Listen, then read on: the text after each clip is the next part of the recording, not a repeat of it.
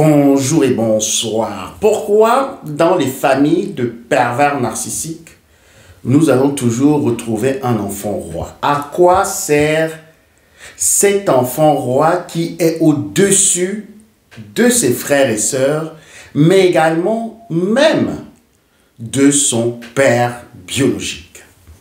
Dans la hiérarchie de la famille vampirique, narcissique, cette famille dysfonctionnelle, selon le vice-versa, l'enfant roi a une place qui est supérieure à celle du parent castré. Quel est donc son rôle dans cette famille? Est-ce que ce serait juste de pouvoir coordonner les choses, d'aider la maman, d'aider le papa, de jouer également comme enfant modèle? Quel est son rôle? Est-ce que l'enfant roi peut également être comme tous les autres enfants, comme les moutons noirs et également comme le bouc émissaire?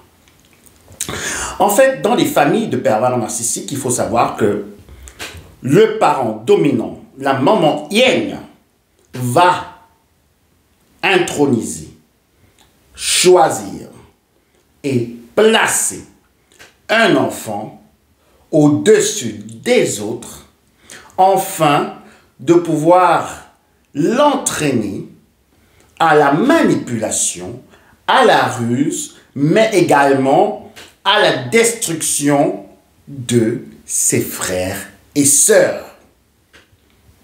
Et également, dans un deuxième plan, la maman hyène, la maman dominante de cette famille hyène, justement cette famille de sorciers, de cannibales, de voraces, va utiliser l'enfant roi pour dominer, embrigader et également castrer le papa hyène.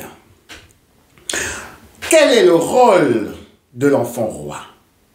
L'enfant roi sert d'allié au papa ou à la maman dominante. Dans la plupart des fois, dans les médiennes, c'est la maman qui est la dominante, la grande Manitou.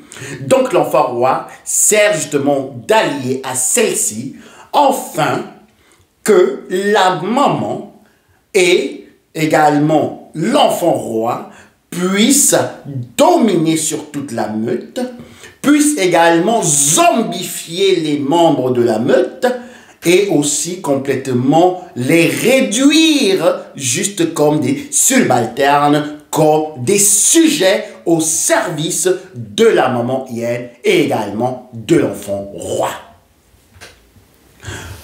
Quel est le rôle de l'enfant roi?